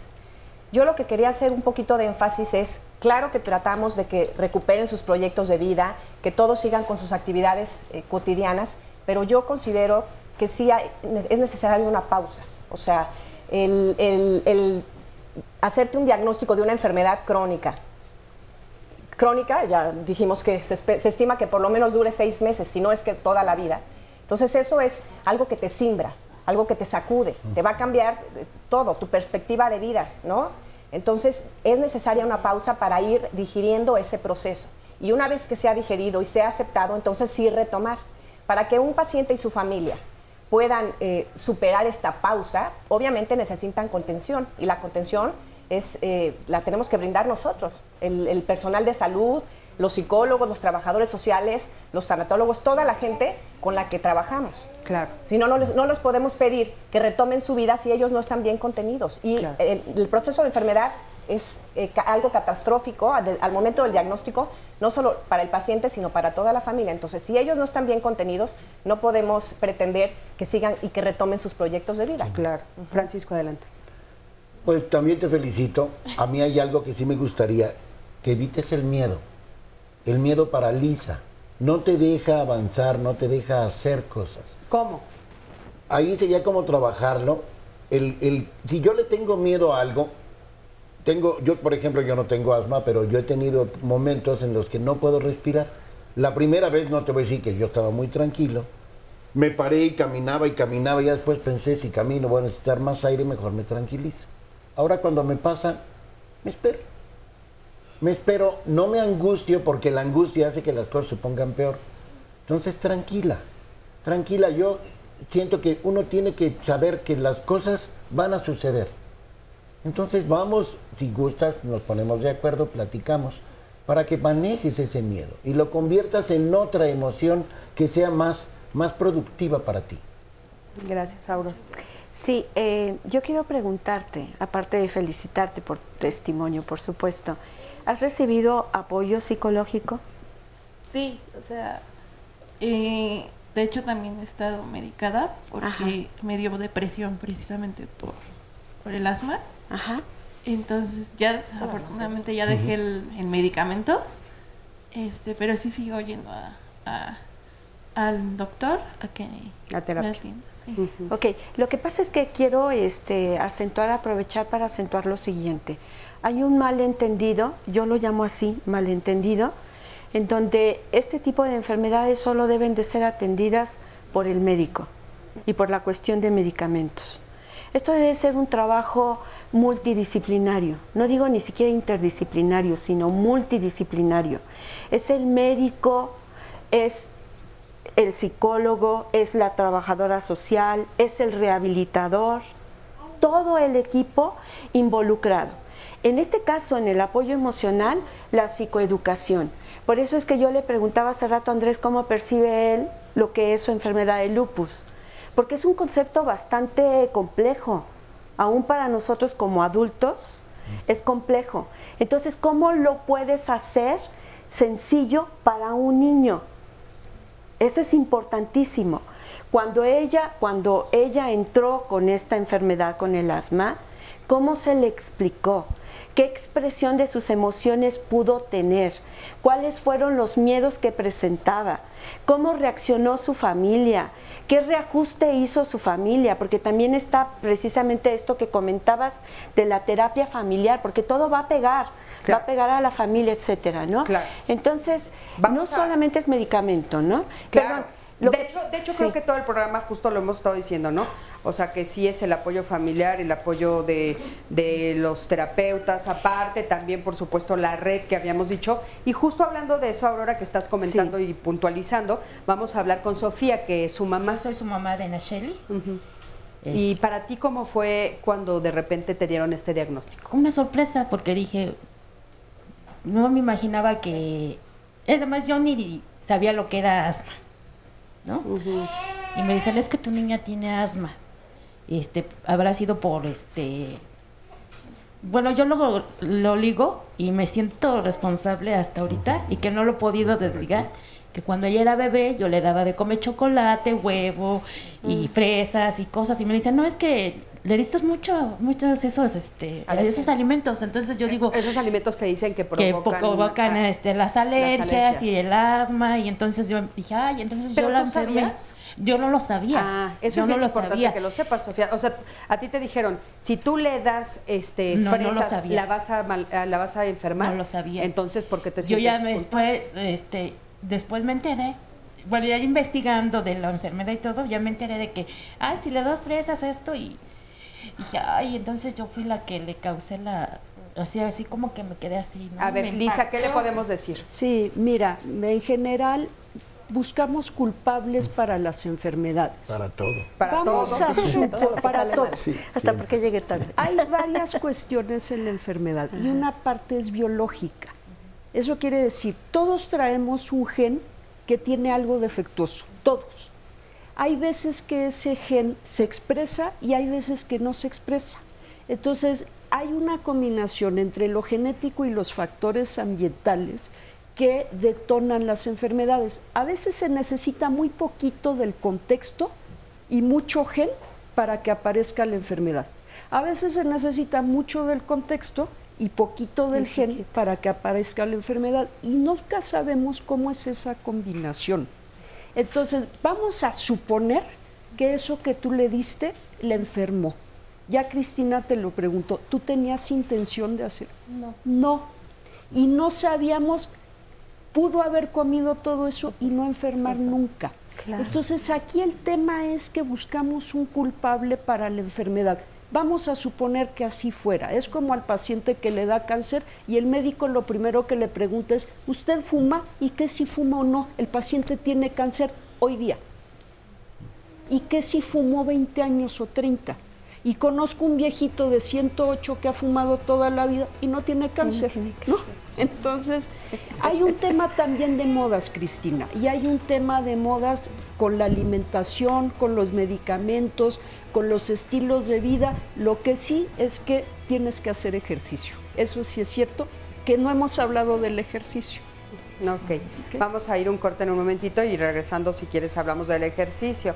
Sandy, una llamada más. Miren, del Twitter nos dicen, bueno, felicitan mucho por el tema del día de hoy. Nos comentan a Paola, falta apoyo en las escuelas, los maestros se tienen que asesorar y dar apoyo, y esto es bien importante porque los niños pasan muchísimas horas en la escuela y ellos deben de conocer su condición. Sí, claro. Vamos a una pausa y regresamos. Sí, claro. Continuamos estos diálogos en confianza y estamos completamente en vivo. Le pido muchísima atención en este momento en particular porque vamos a mostrar imágenes de personas que han desaparecido, que están lejos de sus seres queridos, ellos las están buscando y con su ayuda muy probablemente puedan nuevamente reunirse con ellos. A veces solo basta dar un dato, una información que nos parezca relevante a los teléfonos que aparecen en pantalla y podemos aportar muchísimo. Vamos con la primera imagen, que es la de Claudia Cano González, quien se perdió en Cerrada de Urán, Manzana 1, lote 9, en la colonia Tepenapantla, en el municipio de Chimalhuacán, en el Estado de México. Esto el 29 de julio de este año 2017, le repito, su nombre es Claudia Cano González. Seguimos con otra fotografía, una imagen de Justino Patricio Ruiz Pisil, quien se extravió en unidad Cebadales, segunda sección, en el edificio 25 de Cuautitlán Izcalli. Justino Patricio Ruiz Pisil se extravió desde el 13 de diciembre del año pasado, 2016. Vamos ahora con Carla Melina Villanueva Herrera, quien se perdió en Francisco del Paso y Troncoso, número 664, en la colonia Jardín Balbuena. Esto el 26 de mayo de este año 2017. Su nombre, lo repito, Carla Melina Villanueva Herrera.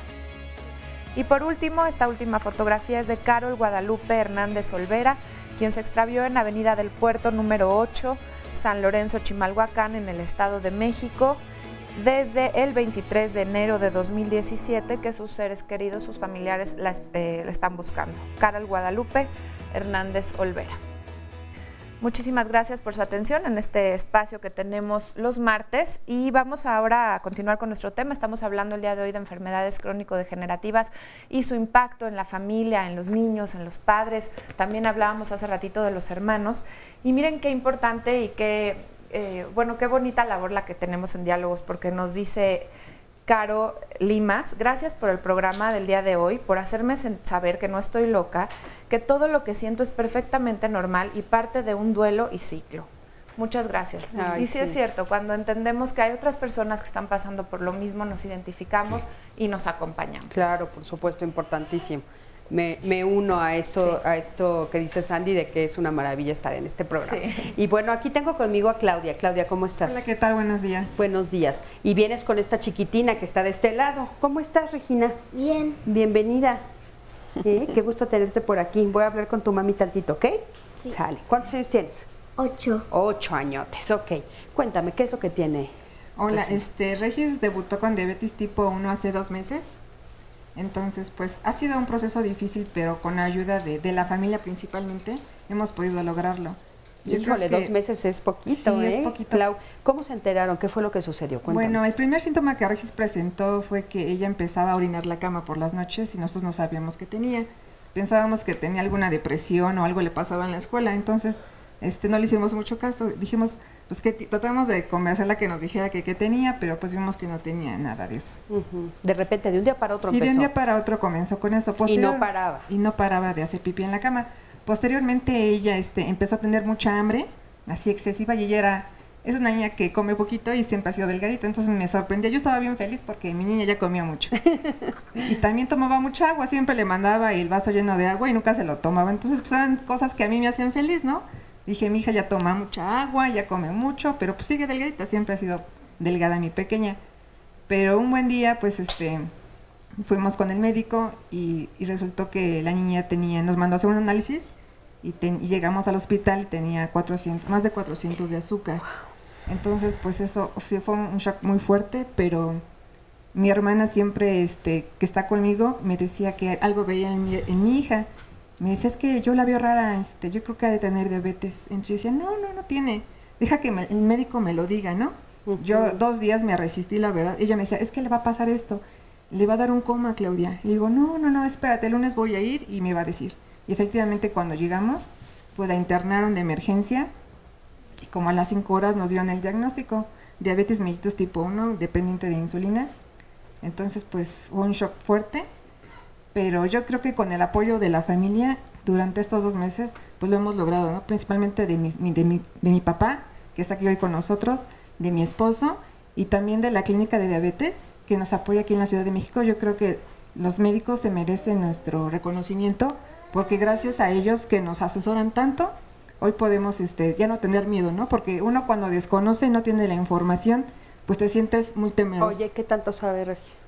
Pues yo le he tratado de decir que la diabetes tipo 1 es cuando su páncreas deja de generar insulina y tenemos que suministrarla. Pero sobre todo le he dicho que es una oportunidad de vida, de un cambio de vida, que hoy ella puede ser una niña que coma más sano que los demás, que pueda hacer ejercicio y que se pueda alimentar más sano. Entonces lo que le decimos en casa es de que no lo vea como trágico, ¿no? Yo creo que hoy tenemos un día más y tiene que seguir adelante, ¿no? Y superar todas las barreras que ella tiene. Entonces en un mes en la clínica me dicen que la ven muy contenta, dice, la vemos muy bien, entonces a mí me llena de orgullo saber que el apoyo de la familia, de los médicos y de los amigos, hemos podido en 2 meses lograr que Regis, el primer mes fue pues muy trágico, ¿no? Pero yo creo que ahora Regis entiende que es una oportunidad de ser mejor. ¿Y tú? Estoy bien, la verdad es que me siento muy contenta, yo creo que hoy Dios nos manda esta enfermedad para ser mejores, ¿no? Y para dar un testimonio a todas las personas que tienen diabetes, que se deben de apegar a una disciplina, sobre una responsabilidad, ¿no? Y a un amor a la vida para cada día ser mejor. Muchísimas gracias, sí, Claudia. Muchísimas gracias, de veras. ¿Y tú cómo te sientes, preciosa? Ya mejor. ¿Sí? ¿Y estás yendo a la escuela? Desde junio no fui, desde que salí del hospital. ¿Y ya vas a regresar? Sí. ¿Cuándo regresas a la escuela? El jueves de esa semana. ¿Y estás contenta de regresar a la escuela? Sí. ¿Y qué sabes tú de tu enfermedad? Que no se cura. Ok, pero sí se puede mantener bien. Sí se puede controlar. Ah, muy bien, qué bueno que tú dijiste la palabra. Sí se puede controlar. ¿Y de quién depende que se controle? De mí. Ah, muy bien. Con apoyo de tu abuelito y de tu mamá y de tu papá, ¿verdad? Sí. Gracias por estar aquí, preciosa. Y mucho éxito, ¿sale? Gracias. Órale. Adelante, mi Sandy. Miren acá más comentarios, muchísimas gracias a esta familia, más familias que nos escriben y nos llaman. Nos dice Sandy, mi tocaya, que toda la vida ha padecido esa enfermedad. Dice, es frustrante no poder hacer muchas cosas, pero fíjense que no sé a qué enfermedad se refiere, porque ya lo posteó hace ratito. Sin embargo, bueno, yo creo que con ayuda de un grupo de apoyo, de unos buenos especialistas, pues ella nos puede salir de la depresión de la cual nos comenta. También aquí nos dice Candy, a mi hija le detectaron asma, 1 año y medio estuvo en tratamiento, o está en tratamiento. Mi familia dice que soy yo quien la enferma, pero realmente cuando está durmiendo no escucho su respiración como debe ser y a mí eso no se me hace normal y yo quisiera pensar positivo. Esto es muy común y nos están llegando llamadas, pues sí, de papás preocupados, a veces no puedes dormir tranquilo, estás cuidándole el sueño a tu hijo, al primer comportamiento distinto tal vez te invade este pensamiento en tema catastrófico y aquí pues a ver si nos ayudan con alguna recomendación también para que este miedo del cual hablábamos no invada, si no está invadiendo a los niños o a los pacientitos, pues porque sí invade a los papás. Claro. Y también, bueno, felicitan desde Tijuana, Baja California, nos escriben desde diferentes partes del mundo, les puedo decir, porque de Texas, de España, en fin, bueno, en muchos lados nos ven. Pero sobre estos miedos también nos preguntan mucho. En mi experiencia, lo que se ha demostrado que los tranquiliza es el conocimiento. Claro. El no conocer la enfermedad te genera muchísima incertidumbre, te imaginas los peores escenarios. Entonces, realmente lo que tenemos que hacer con estas familias es sentar papás y los niños si están en edad, de acuerdo a lo que dijimos ya, a su desarrollo cognitivo, explicarles en qué consiste la enfermedad, qué efectos pueden observar con los medicamentos, qué situaciones, los datos de alarma es algo que manejamos muchísimo los pediatras. A ver, papás, estos son los datos de alarma para esta enfermedad. Por ejemplo, para diabetes, ¿no? Si empieza otra vez a hacer mucho pipí, si empieza a respirar más agitado, si se ve deshidratada, si le duele la barriguita. En caso de asma, pues igual, si empieza a respirar agitado, si se le marcan las costillitas, se les abre los poritos de narices. O sea, darles los datos de alarma que si presenta el paciente, entonces el papá o la mamá los tiene que llevar a buscar atención médica de urgencia. Y todo lo demás explicarles que puede ser normal. Cuando el paciente y la familia no conocen la enfermedad, pues te digo, se imaginan los peores escenarios. Cuando tienen miedo, platicamos con ellos, exploramos estos escenarios, se los aclaramos y les decimos realmente lo que sí puede pasar, lo que no puede pasar, y eso les da tranquilidad. Pero el conocimiento es lo que les da seguridad. Sí, y aquí también me gustaría apuntar, ¿no? Que no tengan miedo a lo que no conocen. Porque ya le oyen el pulmón raro, ya están pensando que tienen algo y están preocupadísimos. Sí, o viste una película o te contaron, o el vecino te dijo, está en tu fantasía. Preguntarle al doctor, fíjate que yo veo esto y esto, que le haga un chequeo, no tiene nada. Ahora ya le veo esto, es quitarnos el miedo. Yo vuelvo a subrayar lo de la intervención de un equipo mucho más amplio, porque digo, lo he visto en la práctica. El médico da las indicaciones, pero la familia no tiene la estructura. Hay cuestiones en donde tareas, jerarquías están confundidas y eso no permite la adherencia al tratamiento. En el caso, por ejemplo, de los niños, vuelvo a insistir en esta parte de poderles ayudar a ellos a entender cómo es su enfermedad. Yo recientemente participaba en este trabajo con una niña que se le presenta diabetes igual a los 8 años y se le educó a la niña para identificar qué es la hipoglucemia, qué es la hiperglucemia, cuáles son los síntomas que presenta, cuántos hidratos de carbono puede consumir, hacer ella misma su conteo, etcétera, ¿no? O sea, es darle recursos al niño para poder él adherirse a su tratamiento de una manera adecuada y que pueda enfrentar el estar en su vida cotidiana como cualquier otro niño. Oye, Elisa, a mí me gustaría preguntarte cuáles son los cuidados paliativos, porque nos están preguntando que no saben qué es esa palabra. La parte de cuidados paliativos son los cuidados preventivos, preventivos y ya una vez que aparece la enfermedad, y justo eso es lo que quería retomar. Adelante. Porque yo decía hace rato, la enfermedad no es culpa de nadie, pero una vez que aparece te tienes que hacer responsable de eso, que es un poquito lo que está diciendo ahora Aurora, ¿no? Que hay, sí. Es un poquito lo que está diciendo Aurora. Al chico hay que hacerle la psicoeducación igual que a la familia, y este es el cuidado paliativo. Ahora sí, ahí vamos. Aparece la enfermedad, a qué hora te tienes que inyectar, cómo te tienes que tomar la insulina. Entonces, lo que sí es muy importante y también para bajar el miedo es estar en control de la enfermedad, poder tomar las medidas necesarias y saber quién es responsable de qué, igual retomando lo que dice Aurora de las jerarquías, quién es responsable de qué, quién es responsable, por ejemplo, de tomarle la glucosa al niño, o el niño lo puede hacer por sí mismo, se puede inyectar por sí mismo, quién lo tiene que llevar al hospital, y ahí hay una serie de elementos. Oye, también. Y aparte de eso tiene que ver mucho también con la edad de cada uno de estos niños. Así es. ¿Y qué pasa, por ejemplo, cuando los papás toman la decisión de no, perdón, Sandy? No, es que acá quería participar también, Berta. Pero ahorita en un momentito la retomo. ¿Qué pasa cuando los papás deciden no decirlo?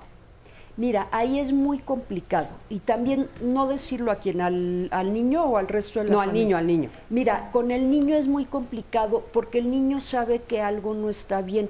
Pensando en las enfermedades reumáticas. Las enfermedades reumáticas, por ahí había un testimonio que la persona decía, me sentía muy deprimida. En la enfermedad reumática hay muchos síntomas que son muy difusos.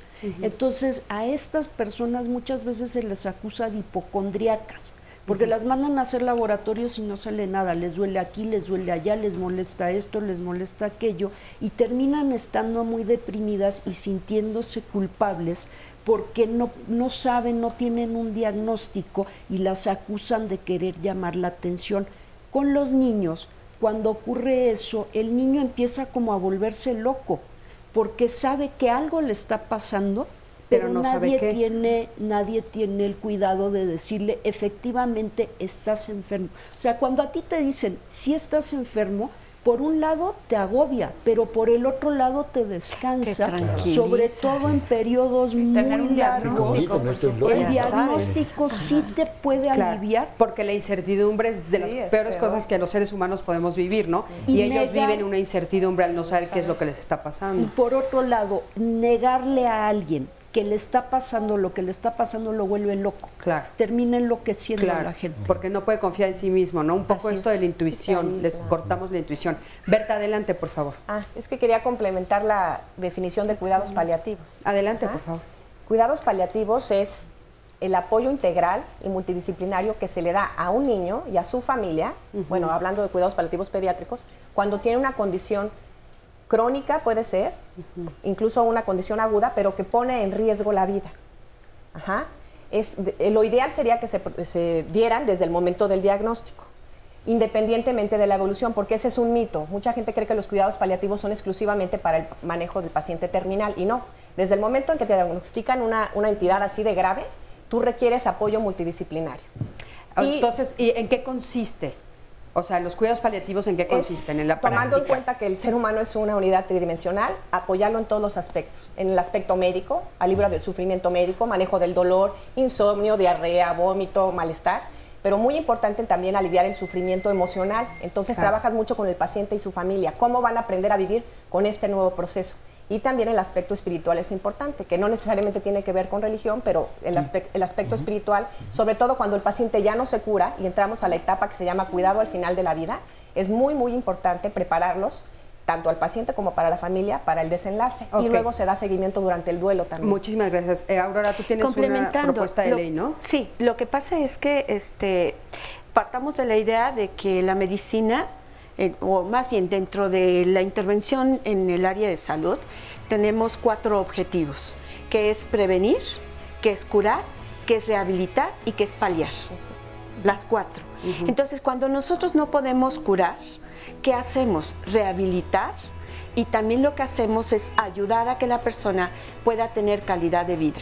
Los cuidados paliativos están orientados hacia eso precisamente, a una instancia que dirige a todo un equipo, vamos a decirlo de esa manera, constituido por trabajador social, por enfermera, por psicólogo y por el alergólogo o el especialista en toda la sintomatología, de tal manera que ese paciente pueda vivir con su enfermedad de una manera como cualquier otro, con la enfermedad. O sea, hagamos la observación, teniendo la enfermedad. Gracias. O sea, adaptándose a eso. Nos quedamos con eso, Aurora. Vamos a un corte, en un momentito regresamos. Quédate con nosotros.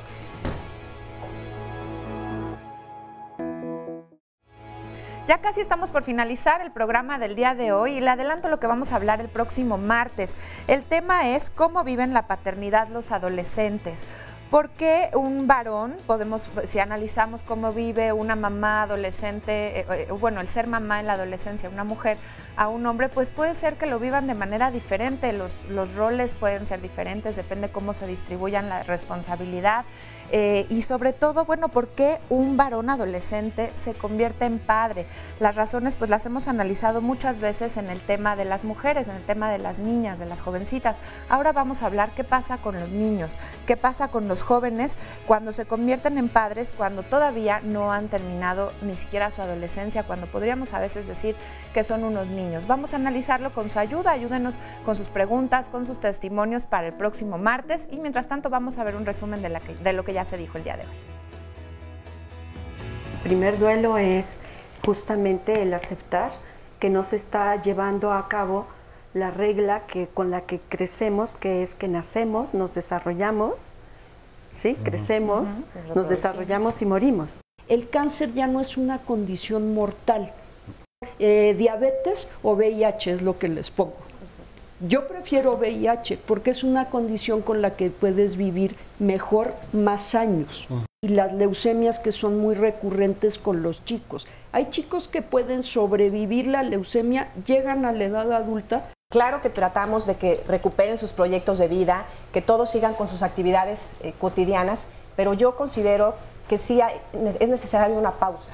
Es necesaria una pausa para ir digiriendo ese proceso. Y una vez que se ha digerido y se ha aceptado, entonces sí retomar. Superar esta pausa, obviamente necesitan contención, y la contención la tenemos que brindar nosotros, el personal de salud, los psicólogos, los trabajadores sociales. El proceso de enfermedad es algo catastrófico al momento del diagnóstico, no solo para el paciente, sino para toda la familia. El miedo paraliza, no te deja avanzar, no te deja hacer cosas. Que la angustia hace que las cosas se pongan peor. Entonces, tranquila, yo siento que uno tiene que saber que las cosas van a suceder. Todos traemos un gen que tiene algo defectuoso, todos. Hay veces que ese gen se expresa y hay veces que no se expresa. Entonces, hay una combinación entre lo genético y los factores ambientales que detonan las enfermedades. Que entiendan qué es la enfermedad, cómo funciona la enfermedad y cómo funciona el tratamiento, porque eso es lo que hace que hagamos apego. Muchas gracias por todos los comentarios que hemos recibido. Aquí nos dice Hilda María, eso no es cuidados paliativos, y dice, gracias por corregir la mala información. En realidad no me queda muy claro a qué parte de que no es cuidados paliativos se pueda referir, pero creo que quedó pendiente lo de la ley que nos estabas diciendo, Aurora, si nos ayudas a complementar y a darle respuesta. Mira, precisamente traía esa nota, ¿no? Desde el 2009, en la Ley General de Salud se hizo la inclusión de los cuidados paliativos. En el 2013 está el reglamento de la Ley General de Salud contemplando a los cuidados paliativos. En el 2014, en el Diario Oficial Federal, se hace obligatoriedad en el sistema de salud de la atención del paciente crónico degenerativo a nivel nacional, público o privado. Y en el 2016 también aparece, ahora en diciembre pasado, en el Diario Oficial Federal, el bienestar al menor, ¿sí? Que en este caso estamos hablando de los niños justamente independiente de la cuestión únicamente médica. Entonces, yo de verdad esto me apasiona mucho porque es el trabajo que hago dentro del hospital, que si nosotros desde ahí empezamos a trabajar con la familia y con los niños, a nivel de psicoeducación, a nivel de terapia ocupacional, a nivel de terapia psicológica, podemos hacer muchísimo, muchísimo para que ellos lleguen a una vida adulta lo más plena posible. Claro. ¿Sí? Okay. No todos están destinados a morir. No todos están destinados. Ok. Lisa, ¿querías hacer un comentario sobre lo de los Perdón, a morir pronto. Porque a morir sí. Perdón, no todos están destinados a morir, decía, a morir pronto. O sea, al final todos vamos a morir. Todos vamos a morir, claro. Aquí tengo conmigo Estrella. Claro. ¿Cómo estás, Estrella? Y vienes con Natalia. Natalia, tu chiquita. ¿Cuántos años tiene Natalia? 5 años. 5 años. ¿Y ella está diagnosticada? Esclerodermia sistémica progresiva desde los 8 meses de nacida. La tienen en el Hospital Infantil Federico Gómez. Y me han dicho que es el primer caso en México y en el mundo de un bebé que nace con esclerodermia. Y era una enfermedad que normalmente, digamos, le daba a la gente adulta. Entonces también fue como algo súper desconocido, una enfermedad autoinmune. Desde que nació tenía la piel muy dura y pues los bebecitos normalmente son súper suavecitos y todos me decían, está como muy fuerte, ¿no? Digo, pues yo la veía normal. Bueno, no sabía, era mi primer bebé, entonces no tenía idea. Varios doctores no tenían tampoco, no me decían qué pasaba, hasta que le dio temperatura a los 3 meses, no se le bajaba con nada, porque después me explicaron que no suda, entonces no podía sacar la temperatura, solamente sudaba un poco de la cabeza, y ya los doctores me dijeron, luego se dieron cuenta ahí en el hospital, que si, me preguntaron que si había alguien con enfermedades autoinmunes en mi familia, y pues así de, como cuáles o de qué tratan o por qué, pues entonces ya me dieron cita para reumatología, neumo, cardio, derma, para terapia física, no, muchísimo, entonces sí me espanté un poco, ya empezamos como a investigar y esta situación, pero bueno, ahorita con medicamento está muy bien, de hecho, cualquier persona que la ve dice, ay, tu hija tiene eso, y ya investigan y dicen, ¿tiene eso? Sí, pero pues se le está controlando, aparte ella le gusta, sí se toma sus medicinas, ahorita tenemos un problema con la comida porque le acaban de prohibir azúcares, cualquier tipo de azúcar. Hasta se ríe, como ¿te gustan los dulces? Sí, mucho. Oye, ¿y la fruta puede? No, tampoco. Tampoco. No, tampoco puede. Entonces, tampoco puede cereales, ni leguminosas, ni lácteos, ni harinas. Entonces come puras verduras, carne, pescado, eso sí. Pero quiere hot cake, entonces no se puede. Entonces quiere una dona de chocolate y es así como que no se puede. Quiere ir a algún lugar de hamburguesas, tampoco. Entonces es como un poco ese el estrés de, yo tengo unos bebés de 3 años, son gemelos, y es así como que, pues sí, cómanselo, pero cuando ella no esté. Y entonces eso ha sido ahorita el problema. Oye, ¿y tú has recibido apoyo? Sí, qué difícil.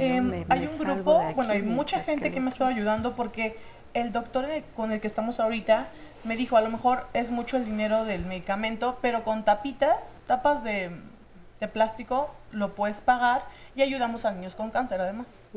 Entonces hay un grupo que en Facebook que se llama Shopping Mom y también hay un grupo que se llama Momzilla y varios grupos también de... ¿Que te están apoyando? Ajá, Lady Multipack, que es de Guadalajara, que nos donaron 35,000 tapas. Y así varias mamás que han estado apoyando cañoncísimo y hemos ayudado a más niños todavía. ¿Y emocionalmente tú estás con algún terapeuta? Sí, bueno, tenemos varias personas que nos están apoyando, sobre todo pues a mi familia, y ella es mi mamá, que ella sufrió un poco o mucho cuando nos dieron la noticia, porque varios doctores nos dijeron, no, máximo hasta los 20 años, y eso... Y así como que, ¿pero por qué? Es que se complican todos los pulmones, el corazón, y entonces pasa esto y lo otro, y pues... Entonces ha sido un poco el lidiar con eso. Hoy. Ok. Sí, ok. Estamos con ustedes. Muchísimas gracias. Sé que no es fácil, Estrella, de veras, gracias. Gracias a las 3 por estar aquí. ¿Ok? Gracias, preciosa. Y Sandy, adelante, por favor. Bueno, nos hablan de diferentes enfermedades. Ahí nos dicen que hablemos de la distrofia muscular, cómo llevar esa enfermedad. También nos preguntan ahorita sobre las tapas, cómo las pueden mandar, que quieren ayudar. Aquí les vamos a responder, ahorita que nos ayuden con la respuesta, y se lo posteamos también aquí en las redes sociales. Sí, diles que en un momentito, ¿no, Sandy? Vamos a tener los datos de a dónde pueden mandarles las tapas para que sí, también nos dice Candy, los cuidados los tenemos en casa, pero en cuanto entran a la escuela me preocupa qué tanto se deben abrigar, no tomar cosas frías, cómo explicarle lo que es dañino para su cuerpo.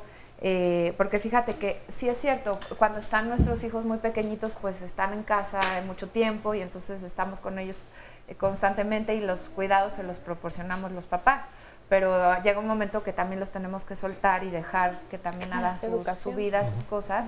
Y que otros se acerquen a ellos, ¿no? De esto nos están hablando los papás. Ok, oigan, por acá tenemos a Patricia. ¿Cómo estás, Patricia? Buenas tardes. Buenas tardes. Vienes con Luis. Yo vengo con Luis, soy su abuela. Él tiene un tumor cerebral desde los 2 años. Lo han operado 2 veces de su tumor, le han dado quimio, le han dado...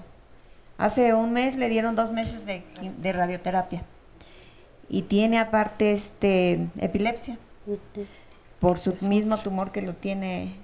Por el lugar donde lo tiene.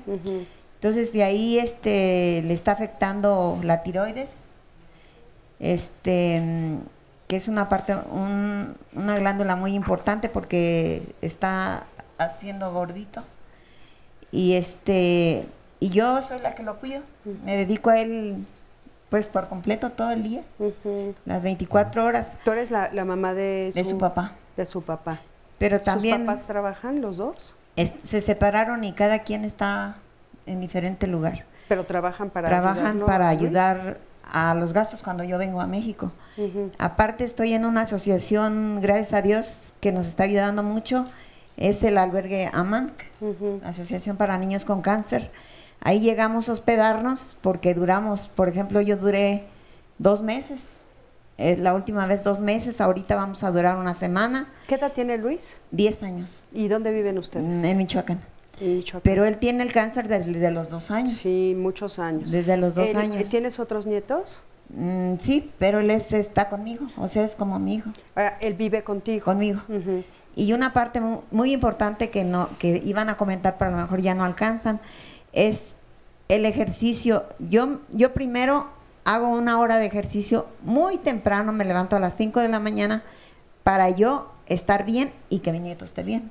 Claro. Porque yo necesito estar bien para que él esté bien. Para poder si apoyar. yo me siento mal, él se va a sentir mal. Claro. Entonces yo con mi ejercicio me siento todo el día muy bien y a él lo trato muy bien. Claro. Y le doy su medicamento. Y además de ejercicio, nos estaban comentando que también se necesita apoyo emocional. Ah, sí. También en el albergue Amán nos dan apoyo emocional, nos dan también toda la semana como ocupacional. Muchísimas gracias. Ocupacional. Gracias por estar aquí, gracias a ti, Luis. Y pues se los agradezco por este programa, que también ojalá y pues sirva para las demás mamás, que sepan que no están solas y que siempre hay unos enfermos más que otros, pero ahí la tenemos que llevar.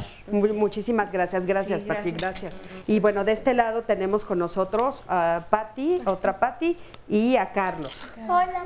Hola, Carlos, ¿cómo estás? Bien. Qué bueno. A ver, Pati, cuéntame. Carlos nació con epilepsia, tiene atrofia neuronal.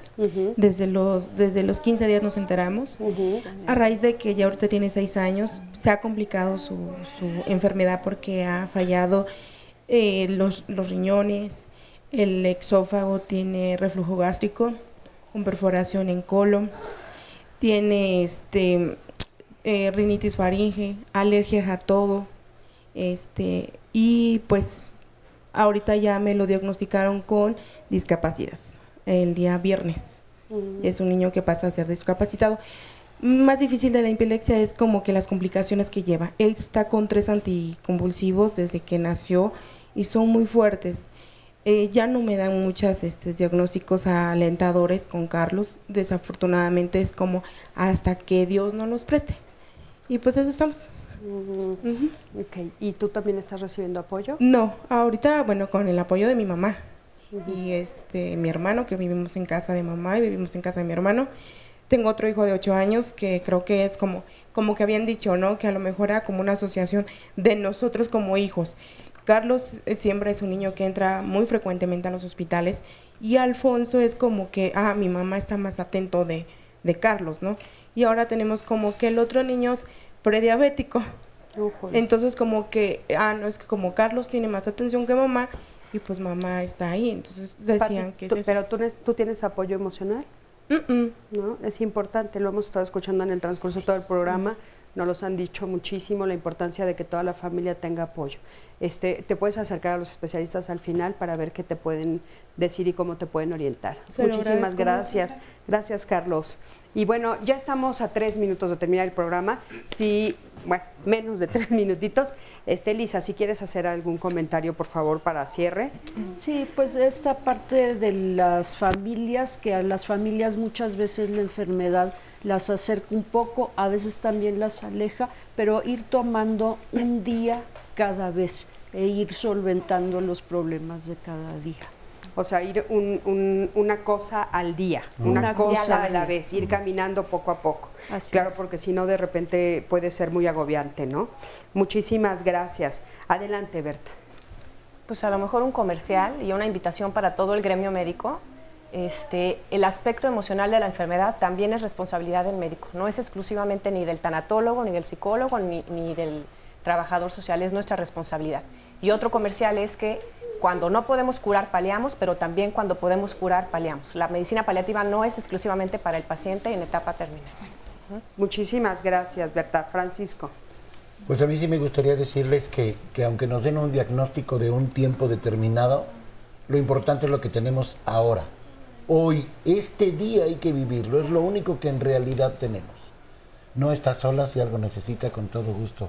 Cuenta con mi apoyo y como cuidador primario hay que cuidarse mucho. Claro. Sí, porque esto que nos decía Pati, la abuelita, que qué importante, ¿no? O sea, en la medida en la que ella pueda estar bien, pues entonces también, por supuesto, el paciente va a estar bien, su nieto va a estar bien, los hijos van a estar bien, ¿no? Es importantísimo. Adelante, Aurora, gracias. Subrayar que no es el tiempo curará, sino lo que hacemos en el tiempo.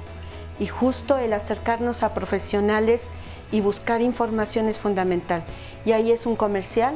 Yo trabajo mucho a través de literatura, de libros. Tengo escritos libros, está el de La historia de Lucecita, una niña con leucemia, y está la de Cáncer infantil, una guía para padres, de Editorial Trillas, y muchos otros para apoyar justamente a ustedes, papás y a sus niños. Importantísimo.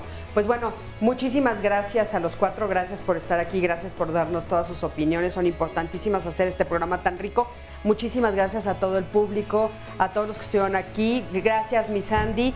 Gracias a ti, que siempre estás del otro lado de la pantalla. Yo soy Cristina Jauregui. Nos vemos la próxima semana aquí en Diálogos. Hasta luego.